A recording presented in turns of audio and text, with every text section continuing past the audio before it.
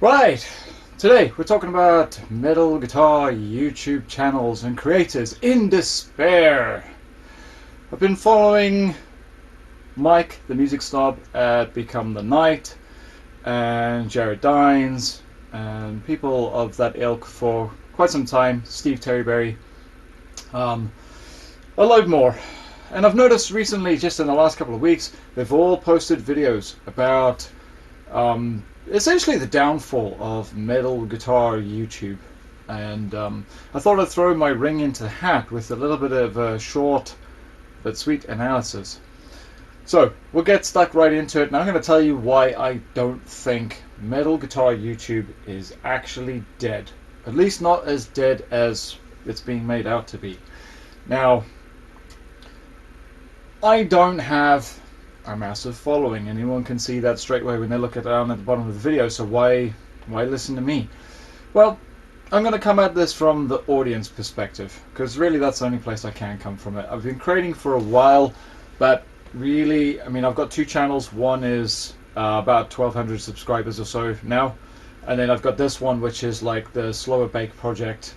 That actually, the first channel was somewhat of a test bed for this channel, but I really need more time to really focus on this channel, which is why it hasn't grown more than it has up to this point. But I've had some good successes. Anyway, I don't want to climb too much into like analytics and all that kind of thing, and I can't see those guys' analytics, but I am noticing a few trends. So across YouTube as a platform, I follow a couple of different niches, and so metal guitar and music production, I'm going to lump those into kind of one category. But like I would follow like Frightbox Studios, Glenn Fricker at Spectre Sound, Spectre Studios, or formerly of Spectre Studios. I don't know how to take his most recent video about leaving Spectre, whether the Spectre's going to drop from the name of the channel, I'm not sure. But anyway, occasionally I would tune into Anderton's music, but I used to work there. But they do have good guests from time to time. Rick Beato, I would check him out. Sore Hands, a classical guitarist, is quite a decent channel. Anyway, so there's a range of different music channels, but my regulars are probably like guys like Mike, Become the Night. Like his channel, I'm on pretty regularly. Frightbox Studios, I'm on pretty regularly, and I watch Glenn Fricker's channel pretty regularly. Steve Terryberry, of course, because he's always a hoot. Anyway, so that's one niche that I watch. Another niche that I'm really into would be martial arts YouTubers, self-defense YouTubers, and combat sports YouTubers, because there's a nice, real, active conversation and quite a lot of banter and collaboration between those creators. There's been a very interesting space to follow. But my other channel is martial arts based, so it kind of makes sense that I'm in that niche as well. So when I do kendo related stuff, I'll link my martial arts channel in the description. You can check that out if you want to. But yeah, so I follow that, and it's a very different thing to the music thing. Then there's another niche of things that are closely related to the martial arts thing, but not entirely, which is historical channels. So stuff like Metatron, for example. And then because it's weapons based martial arts that I do, there's the link into like Schola Gladiatoria and all these kinds of other channels, Scalagrim, guys like that. Okay, so I see their channels fairly often. Then again, another another niche that I follow would then be kind of fitness training related stuff. So like RP Fitness with Dr. Mike Israetel, and Athlean X would have been another one that I followed for quite a long time. So channels like that. And then probably the big thing that I would follow would be like kind of science technology stuff. I'm into like rocketry, robotics, AI, stuff like that. So I follow those sorts of topics quite a lot. And then I think because I follow that gave YouTube a little bit of a window to start firing me political stuff, because basically Elon Musk obviously is very vocal on the political scene, and he's involved in the technology scene. And so this is the thing. I don't think that metal YouTube is to blame for its own sort of crash in views slash viewership, unless they're getting unsubscribes, which, as far as I can tell from all the videos I've watched of the guys talking about it, none of them are talking about people unsubscribing and walking away from the channel, but they are talking about big drops in views. And they're talking about maybe a bit of frustration, I think, as creators themselves, a bit of like hitting a wall with creativity. But then, is that stemming from the drop in views? You know, sometimes when you're getting a drop in views, or you know, people aren't buzzing about your videos, or they're not like engaging as much, then they're the first person you look to that must be, you know, at fault is the creator yourself. And so you start tearing through your analytics and like trying to find out, like, you know, what's the problem, what could I do better, which videos did they like, maybe I should go back to this sort of content or this kind of format, or maybe I changed the studio and they don't like it, you know. And so people start overthinking things. But I'll tell you what I think has happened, because it's not just metal guitar related YouTube channels that have taken a bit of a nosedive in terms of viewership. The first ones I heard about to take this sort of plunge in terms of, you know, literally watch time, watch hours, was the sword or like weapons-based martial arts channels that I follow. So this would be like other kendo channels that are similar to mine, HEMA, you know, historical European martial arts. Those sorts of guys, they started really reporting this first, and they were starting to have to change their tactics up fairly early. Then I would say shortly after that, I noticed a little bit of a change in some of the fitness guy stuff. But I also started to notice that there was a change in my feed as well, in terms of what was I being shown. But around this time, then the history channels that I follow, they all started complaining. Now the tech channels, they don't complain at all because they're on top of tech. So, so yeah, I'm getting somewhere with this. But if I think back to when this all really started happening and people started kind of groaning about, you know, obviously the first knee-jerk reaction was the new algorithm, the new algorithm. It's always the new algorithm. But look, YouTube, whenever, they make algorithm adjustments, and some of it causes problems, definitely in the short term, I would say. But ultimately, YouTube still rewards watch time, right? It's still, watch time is still king. So if you're getting people through and they're clicking through because of your title and your thumbnail and stuff like that, and they're enjoying your content, then they're going to stick around long enough for it to certainly be worth advertising revenue to YouTube. And that's really what they care about. And that's fair enough. They have a business to run, so that's what they care about. And I can't see that someone like Jared Dines or Mike, I can't see those guys. I can't recall watching a video of theirs where I sat there and went, this is really boring as shit, I'm going to just tune out. You know? Now, don't get me wrong, there's certain videos I enjoy from them more so than other videos that they do. But generally, if they've got something to say, I'll sit and listen. It's kind of like bumping into a metalhead, you know, that you get on with reasonably well, even if they're into different stuff than you. But like bumping into them at a nightclub and just like catching up. I'm pretty much inclined to just sit there and kind of listen to what they have that day, you know, generally speaking. So, yeah, and I think a lot of people would be the same. I don't think that their content is being shown as much to viewers. So they're not coming up in, like, say, the top, I don't know, how many videos would you scroll down before you chose one? Say 20 or 30, right? I think that's happening quite a lot with quite a lot of viewers. So a lot of viewers are not seeing content from channels that they're subscribed to. And I think a lot of it has to do with the political situation, frankly. So obviously you've got the whole election cycle in America that happened end of last year.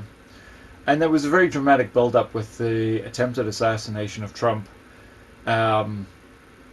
So it was, you know, big front page news, high tension, high stakes sort of election cycle. And then once he came into office, that didn't stop, right? So there was like signing executive orders left, right, and center. One side's getting really ticked off because they're like, oh, you're undoing everything we did. And the other side's going, yeah, that's damn right, we're undoing what you did, right?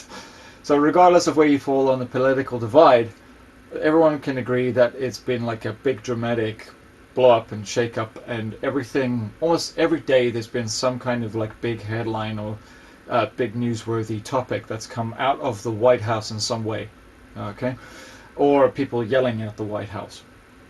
Anyway, this hasn't really let up, because then you've got the war in the Middle East with Israel against Hamas. And then, of course, now recently it's kicked off with Israel versus Iran.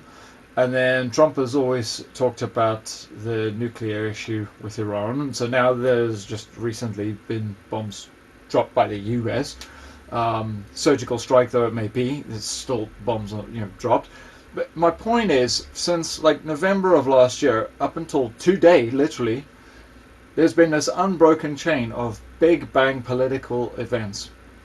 Now, I work with a load of really, really young people, and I've come to realize that, especially amongst the blokes, right, the guys, we're talking like early 20s to mid 20s, I've never seen people in their early 20s quite so captivated by politics before. Less so with the girls, I would say, at least not that I can tell from general conversation.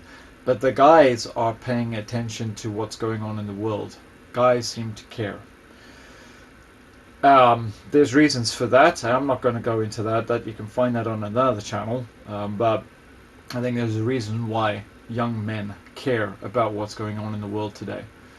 And I think that's what it boils down to. Now, most metal channels, I'm going to judge from my own analytics, but I'm sure this is probably true across many channels, unless you have maybe a female creator involved, then obviously you expect a different sort of appeal, just naturally, just organically. But even then, I would suspect that the vast majority of followers or subscriptions to most of these metal channels it's like a male dominated arena. YouTube is a male dominated arena anyway, okay, in terms of viewership.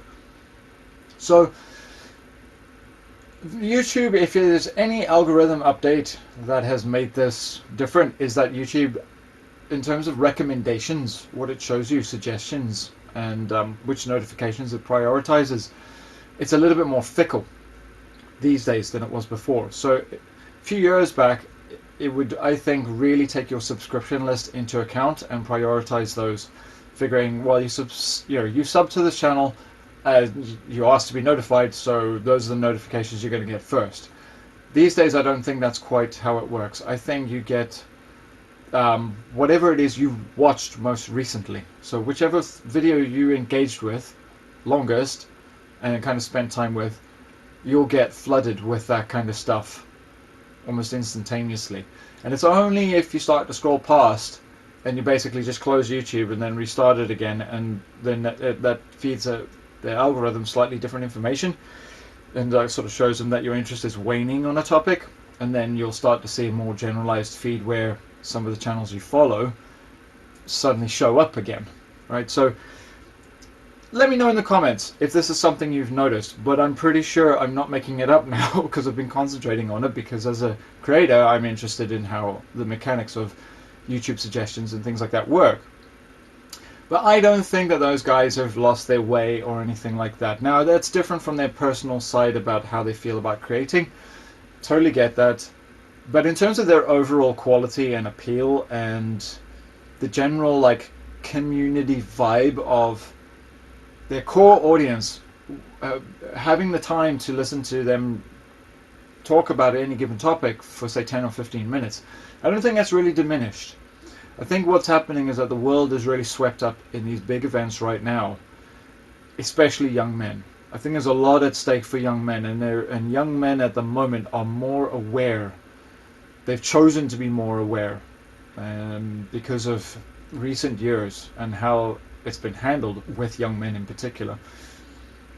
And so basically, long story short, I think political discourse is dominating all of social media now. So since Mark Zuckerberg took the sort of filters, if you will, off of Facebook following pressure from Musk and X, I think then, so all of a sudden, what I noticed was like, say, sports channels and things like that I followed, like I follow Formula One, that stuff got suppressed very quickly, and all of a sudden, like, my feed was filled with like really politically charged posts and groups and things like that, suggestions to follow and that kind of thing. X is obviously a bloodbath, it always has been for politics. But I think the same thing with YouTube, right? So people watched 1 or 2 videos about, the election cycle, then the conflict in the Middle East, and then all of a sudden they were like flooded with commentators debating these topics. And then once you're in that rabbit hole, then you're deep in that rabbit hole, then you're going to get exposed to all kinds of stuff that's like morality based and psychological stuff, historical stuff, again, to kind of support all that, because they'll all be linked. So that's what I think is going on. You let me know in the comments if you agree or not with that. Have you been flooded with political discourse and things of that nature? Or maybe it's something else. Maybe it's something else that you drifted off to go and have a look at, and then you just kind of got sidetracked and off you went. But let me know if that's been your experience. Maybe I'm talking utter rubbish, but that's what I've noticed.